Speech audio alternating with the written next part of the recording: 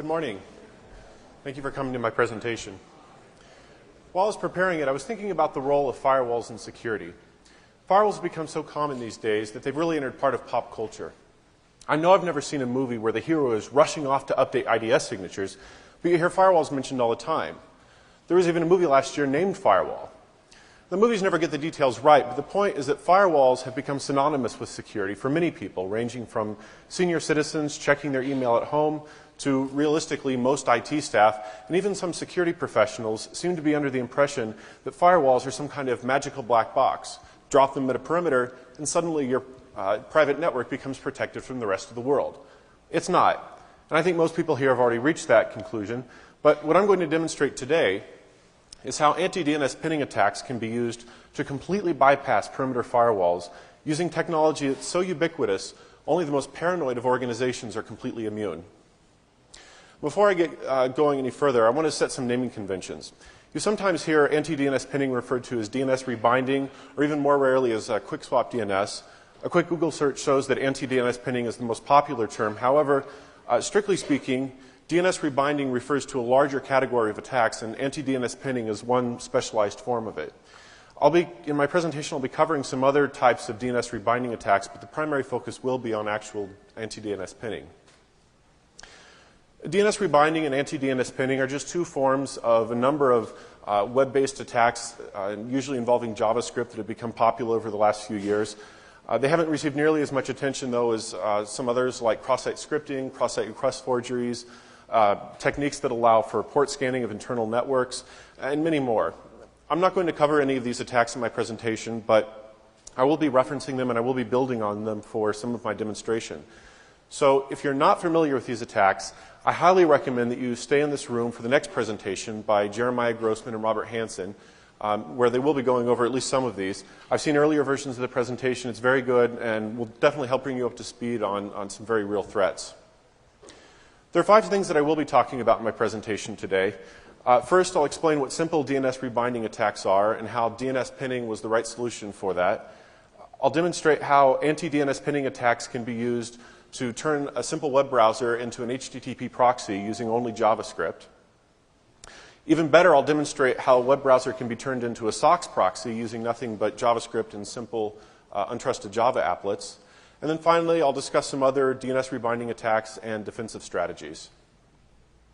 I'm not going to go over very many fundamentals in my presentation, but I do want to talk about the same origin policy because it's so key to a lot of web browser security.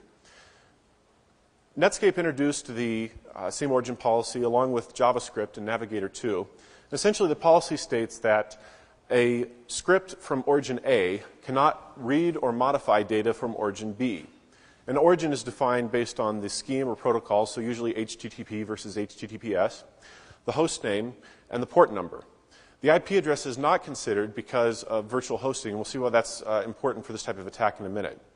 So if any of those 3 things do change, then the origin is considered to be different, and the scripts are blocked. Now, the same origin policy is a good idea. It's definitely helped browser security and it prevented a lot of attacks over the years. But as you'll see in my presentation and the next, it's also very broken in its current implementation. Cross-site scripting is probably the best known way of bypassing the same origin policy. It does that, of course, by basically injecting references to JavaScript in the targeted host. But without some either rare client-side vulnerabilities, a properly secured website is not going to be vulnerable to cross-site scripting. If the attacker controls an authoritative DNS server for an internet domain, a new type of attack, DNS rebinding, becomes possible.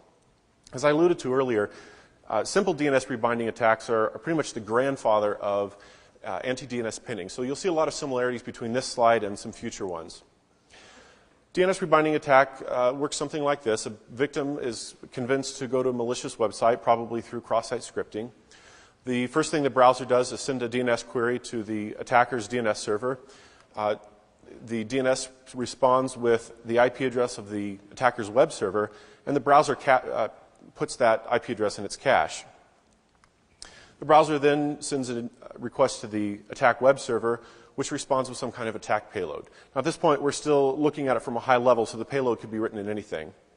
The payload pauses long enough for the TTL, or the lifetime on the DNS record, to expire. then initiates a new request back to the same host name. Because the IP address is no longer in its cache, the browser sends a new query back to the attacker's DNS server, and this time receives the IP address of the victim server, which is usually on a private network, the same one that the victim browser is on. So the browser allows the payload to connect into the victim server. Some attack is launched, and the response is forwarded back to the attacker. Now, this whole time, the protocol didn't change, the host name didn't change, and the port number didn't change, which means that none of this violates the same origin policy. DNS pinning was introduced to prevent that type of attack. Essentially, it forces a browser to take the first IP address that it receives for a host name and pin that in its cache for a period of time so that all subsequent requests to that host name go to the same IP address. In theory, no additional queries to DNS should be possible during that pinning period. The first attack against DNS pinning was documented in 1996. It's actually been around for quite a while by some researchers at Princeton. And it was against the Java virtual machine, not against web browsers. We'll talk about it in more detail later in the presentation. Interestingly, DNS pinning is pretty much a violation of the HTTP standard. In RFC 2616, it clearly states that if an HTTP client performs its own DNS caching, that it must respect the TTL that's returned by the DNS server. Now, if this was implemented, simple DNS rebinding attacks would be trivial to launch against browsers. Ironically, the reason that the authors put this rule in the standard was that they were concerned for security. The thought was that if a web client cached the IP address for too long, during that period, the IP address might be reassigned to another party. And if the client decided to send more data to the IP address, then it would be subject to abuse by the address's new owners. Now, realistically, IP addresses aren't reassigned all that often, so the threat isn't all that great. And anti-DNS pinning or DNS rebinding attacks are a far bigger threat. The first well-documented attack method against web browsers against DNS pinning was in 2003 by Josh Soroff, a developer on the Mozilla team. And it was pretty much ignored for a number of years. He posted it just within the browser developer community until last summer when Amit Klein made a reference to it on a post in the WebAppSec mailing list. The attack looks something like this. The victim browser is convinced to download some kind of attack payload. The attacker waits for the browser to either close or causes it to crash, which I think most of us know is usually trivial, and then waits for the user to reopen the browser again. So far, this is pretty simple, straightforward. The hard part is that somehow the attacker has to get the browser to reload the payload from the local content cache on disk. This isn't a simple thing to do. Josh had suggested that a compromised advertising service could be used for that, which is a good idea, but it still doesn't make the attack easy. So after the payload is reloaded, it initiates a request back to the same host name, and of course, this time the DNS server of the attacker responds with the victim server's IP address. On the one hand, this attack is difficult to defeat using simple methods on the browser, at least using current standards, because the DNS cache has to be released at some point, and when the browser closes is a logical time to do so. Persisting the IP address beyond that would be kind of silly. On the other hand, this is a very easy attack to defeat by simply clearing the content cache when the browser exits, and that's something that a lot of users are already doing. It's also very difficult to get the attack payload to reload, as I mentioned, and even if the attacker manages to do all of this, it is still a very slow attack because every time the attacker wants to contact a new server, the process of loading the payload, crashing the browser, and reloading the payload has to be repeated. But there's some more advanced techniques that are available. Shortly after Amit Klein's post to the WebAppSec mailing list, Martin Johns documented that major browsers, at the time he's referring only to Internet Explorer and Firefox, don't fully implement DNS pinning. What he noticed was that if the web server becomes unavailable, that the browser will release its DNS cache and requery the server. Presumably, the logic behind this was to allow for more robust recovery from web server outages. But it allows an attacker to coordinate a firewall rule change simulating a web server outage with a DNS change and launching a DNS rebinding or anti-DNS pinning attack. It looks something like this. Again, this is very similar to a simple DNS rebinding attack. The victim web browser is convinced to go to the malicious site, gets the IP address of the attack server back. This time it's actually pinning it in its cache, sends a request to the attack web server, gets some kind of payload back. But as soon as the payload is retrieved, a firewall rule is set up. The payload will try to reconnect to the same host, but the request will fail because of the firewall.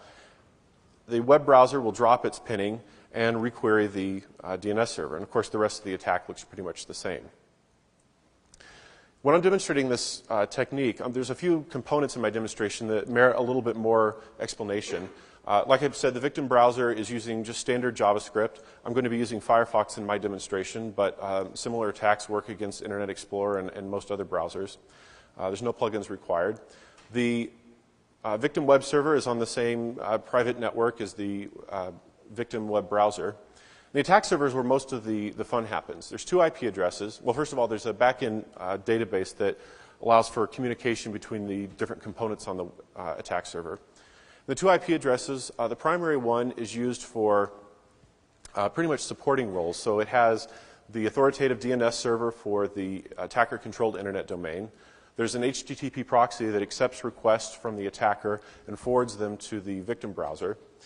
And then there is a multifunction CGI script that on the primary attack server performs command and control functions. So it accepts, provides a web-based attack console for the attacker to view state. It accepts polls from the victim browser and for new commands and for new requests, then also accepts the response data from a victim browser. And on the secondary IP address, it serves up the iframe content that is basically the attack payload that performs the client-side part of the DNS pinning switch. These different components use a number of communication techniques that are fairly well established for JavaScript malware. On the surface, they seem rather convoluted, but keep in mind that all the communication has to be initiated by the victim browser. It's not accepting any inbound connections.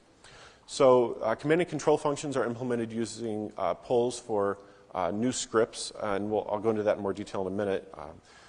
Data is sent from the victim browser to the attacker server using image requests or HTML forms, and the victim browser requests data from the victim server using XML HTTP request. So going into more detail on these, remember that the same origin policy, in theory, should prevent JavaScript from reading data from any site that is not its origin. A glaring exception to this is other JavaScript files. So the technique that my tool uses and a lot of other JavaScript attack tools is essentially intentional cross-site scripting. A new script tag is appended to the body of the document. The source of the script tag is set to the controller script, that multifunction CGI script that I mentioned earlier. And the query string on the URL is indicating that it's a poll for new commands. The response comes back in the form of a predictably named variable. In this case, it's just an element of an array. Now, in theory, anti-cross-site scripting filters could break something like this, because that's really what it is. I want to make it clear that nothing in my presentation requires cross-site scripting. It's the most elegant solution for some challenges like this, and also for tricking the browser into going to a malicious site, but it's not required. There's a couple of alternatives that I've personally experimented with to tunneling data from another domain involving encoding data into the dimensions, the width and the height of an image, and also into cascading style sheets. These techniques are much harder to detect and don't look as suspicious. I don't really have time to go into them in my presentation.